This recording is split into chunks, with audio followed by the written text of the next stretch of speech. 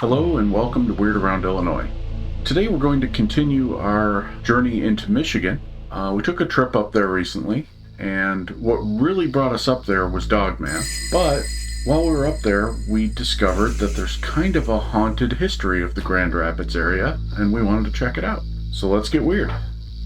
The first thing we felt like we should probably do to get kind of the lay of the land in Michigan in terms of hauntings was to take a haunted walking tour, a ghost tour. I will be honest, I have never taken a ghost walking tour before. I've taken other types of ghost tours. I've always been kind of hesitant because I feel like you're not going to get the full experience walking on the street outside of a building that you would if you go into the building and investigate it. There's also a tendency for people on these walking tours to dress up like period characters and generally turn it into some sort of a role-playing adventure that I wanted no part of. Now, I will say our tour guide was kind of goth, but that being said, I get the feeling she didn't do that for show. I think that was just her. I think probably if she was going out on a normal Tuesday night for coffee or for drinks or something, she would have been dressed the same way. Probably. So I'll give her the benefit of the doubt and say she was the real deal. But we met for the tour in downtown Grand Rapids in front of a building, and away we went. I will say I'm trying to be kind here because I wasn't a big fan of the tour, but it was a great architectural tour and a great history tour, and we learned a lot about Grand Rapids. Yeah, it was a great tour of kind of like the more scary areas of the city anyway. We walked around some very suspicious places, but... Yeah, lots of abandoned buildings, lots of places under construction. And like, it's weird in that city also. It's like one side is highly populated, and then like the other is just barely any people. Yeah. It could have been the timing, but just completely different worlds. Yeah, it was like a zombie apocalypse hit or something, and like half the city was abandoned. Yeah, so I guess that was kind of a good thing, that she kind of took us towards the more depopulated areas for the most part. Yeah, makes me wonder what happened to those people though. Oh yeah. Kind of like what you were saying about how a walking tour isn't really going to give you like the full experience, but maybe like a one haunted building tour will give you a better experience. That's really what I felt here. I felt like we were just learning about the buildings, but not actually doing any hunts. Yeah, we were getting a historical summary. Yes, I think that's a good way to put it. It was a summary. And that being said, we visited like, 9 or 10 buildings that had stories behind them. I hesitate to say haunted buildings because in a lot of these cases, it's like the ghost story was an afterthought. Yeah, a lot of them were tragedies. Yeah, like something tragic happened in this building, and then as we're walking away from it, oh, by the way, somebody thought they saw something there once. Yeah. And another example of like times I really wanted to go in somewhere and investigate, we at one point stopped right in front of a hotel. And it was looking pretty dark inside. Yeah. And she went up on the staircase, or like the little stair thing into the building, and she just stood there talking about the history while I was seeing a bunch of other people in there staring at us. So Yeah. why can't I just go in there instead and walk around? And even at the end of the tour where she said, if you go into this building, they say that things might follow you. So you're welcome to go in there. We're not going to, but if you want to walk in there later, you can. But why? It was kind of like the story of the Amway Grand. Because she was saying that's like the most haunted building in Grand Rapids, and that you're almost guaranteed to have a paranormal experience there if you go to the 10th floor. And as she's saying this, she's like, yeah, we used to include that on the tour, but we don't anymore. Oh, wonderful. It was like, what? Why are we even here? Actually, after maybe a couple days after this, we did go back to that place and tried to go to the 10th floor, or like we asked called. if we could. Yeah, called. Yeah, we were in the neighborhood and we just called and asked if we could go in, and they said we could go in, but we had to stay on the first floor. Yeah, so I don't even know how they included that on the tour. Well, I'm sure they just walked around the outside of the building like everything else. Oh, okay. Needless to say, it was a little disappointing. It didn't really get us in the mood, and I kind of felt like it was misleading because when we booked the tour, they even had the option to rent an EMF detector. for like $8 or something, and I was like, well, I got 2 of those. I don't need to rent one, but yeah, we got 2 for $8. yeah. You know, what would you even need an EMF detector for on that tour? Yeah. I mean, I tried it out on the street in front of the buildings, and I guess the odd thing is that I never got a hit, even though we were surrounded by traffic lights and cars and people with cell phones and everything else. I guess the lack of a hit might be interesting, but Yeah. yeah, it was not an investigatory ghost tour. It was a history tour, essentially. Yeah. A history and tragedy tour, and at best a summary of haunted locations. But we did do one. Well, actually, we did a couple of more in-depth investigations. One of them was a little north of Grand Rapids. It was in Rockford, Michigan, and it was a bridge in the middle of nowhere. Yeah, it was the Devil's Bridge, also known as the Hell's Bridge. I read somewhere like the history of this. There were apparently like some children that went missing there.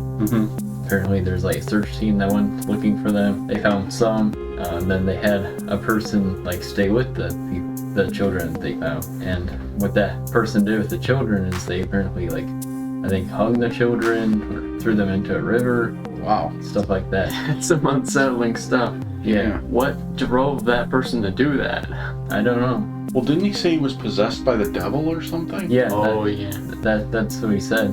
But yeah, who knows how that actually happened. And I guess that's how the bridge got its name. Yeah. Yeah.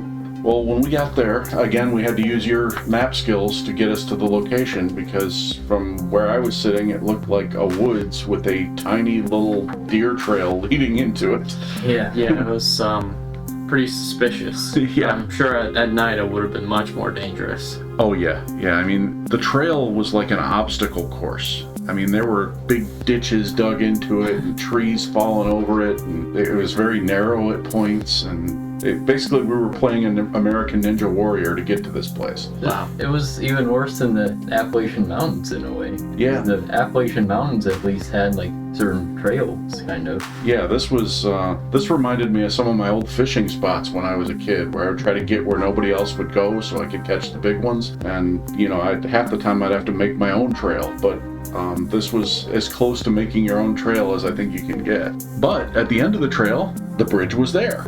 Yeah. It was a tilted bridge, kind of. It was very, very thin, actually. Not very big.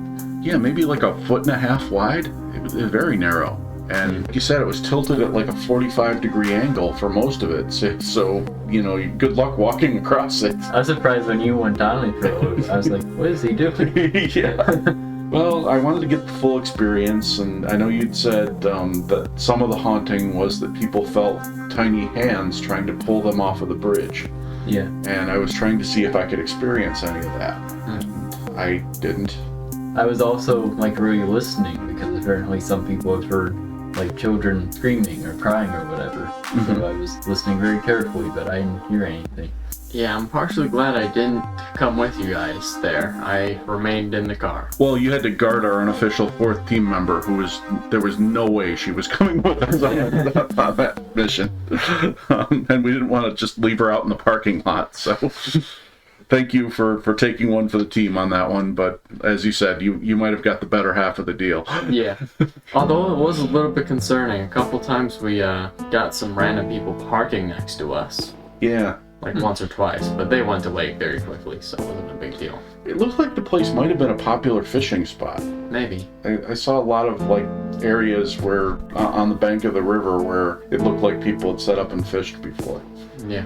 We did a little bit of investigating there. We ran our EMF detectors. As you mentioned, I went out on the bridge with the EMF detector. I did a little questioning with the tape recorder. There was one weird noise.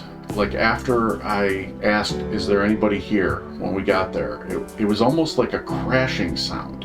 And I'm trying to remember what we were doing at that time, but I can't for the life of me think of anything that would have made a crashing sound in the middle of the woods. Yeah. Was it like what kind of crashing sound was it? Like a car kind of, or like some kind of metal? It sounded crash? like something falling, like something very heavy falling.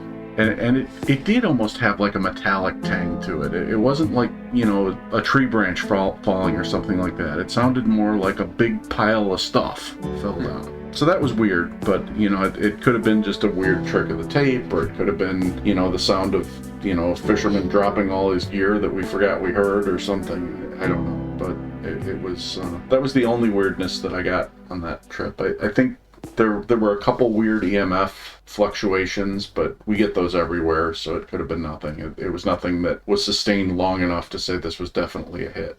Yeah.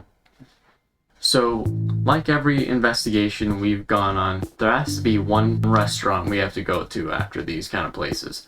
Yep. And this time, we went to a restaurant called The Mitten. Now, this place actually has a lot of history. This place is actually more known for being a fire department kind of station, way before the restaurant. Actually, I don't know how the department got destroyed or something, but obviously the restaurant bought the place and started their business.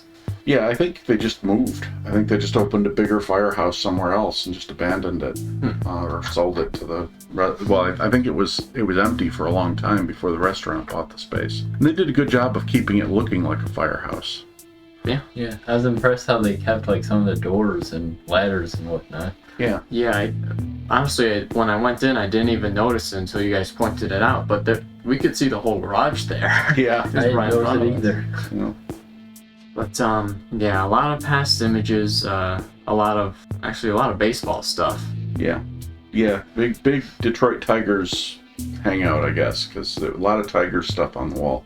The big story there, and I know there have been a few of them in that location, but the one that you'll find it whenever you research the Mitten is the one about the owner cleaning up, mopping the floors, locking the door behind him when he leaves. And then he comes back in the morning and there are children's footprints or a child's footprints starting in the middle of the room and going in no particular direction with all the doors still locked.